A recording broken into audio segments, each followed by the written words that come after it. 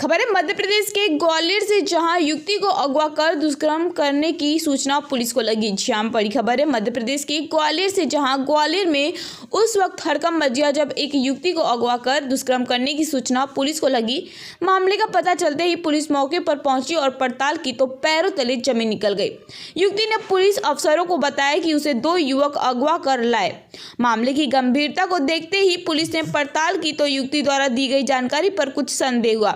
Police ने जब युवती से सख्ती से पूछताछ की तो उसने सारा भेद खोल दिया। उसने पुलिस को बताया कि उसने अपने दूर के रिश्ते में मामा को फंसाने और अपने घर वालों के डर के कारण अपनी ही अपहरण और बंधक बनाने की झूठी खबर पुलिस को दी थी। लेकिन ग्वालियर से रमेश प्रजापति की यह खास रिपोर्ट।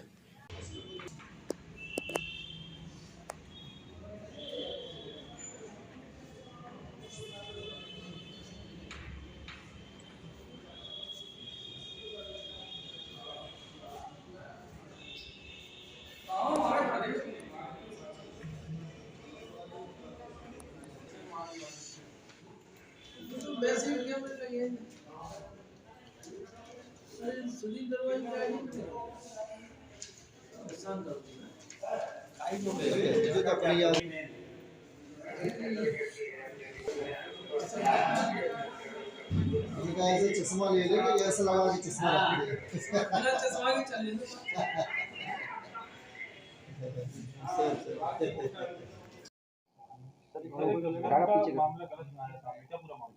ये भोड़ापुर थाना क्षेत्र में जो विनय नगर बिजली घर है, वहाँ पे एक लड़की इस तरीके की सूचना मिली कि एक लड़की के हाथ पैर बंधे हुए हैं, उसके साथ एक गैंगरेप हुआ है।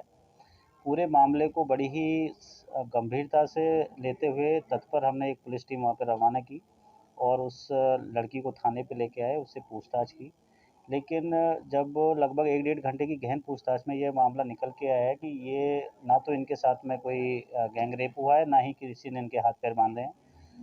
हकीकत इसमें पूछताछ में ये निकल के आई थी कि जो लड़की के एक दूर के रिश्तेदार हैं जो उस लड़की को पसंद करते हैं, और जो लड़की के चूँकि अलग कोई बॉयफ्रेंड रहे हैं जिनसे वो बात कर रही थी, तो वो बात उसके दूर के रिश्तेदार को अच्छी नहीं लगी और इसी बात को लेके उसने अपनी नाराज़गी ज़ाहिर की और उस लड़की को टोका और ये धमकी दी कि ये बात तुम्हारी मैं कल घर पे जाके बताऊँगा।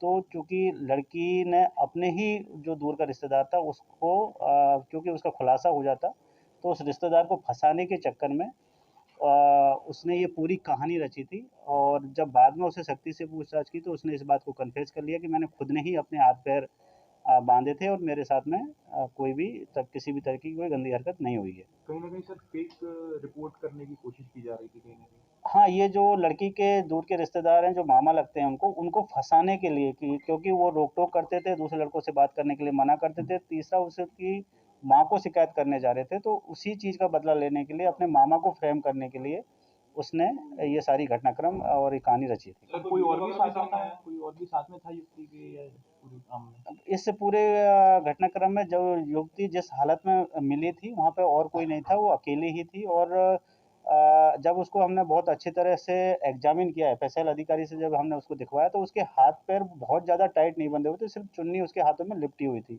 बट चूँकि बड़ा गंभीर विषय था तो उसको हमने उसी हिसाब से प्रथम दृष्टया उसी हिसाब से हमने उसमें पूछताछ की थी, लेकिन पूरी कहानी बाद में फेक साबित हुई। सीसीटीवी सामने आएगी? हाँ, उसमें वो उसका किसी और लड़के के साथ जाना करना ये सारी चीज़ें जो टेक्निकल फैक्ट्स थे उसके आधार पे भी हमने उसको क्रॉस इंट्रोगेशन किया तो उसमें सारी बात निकल के आ गई। कोई कार्रवाई की जाएगी?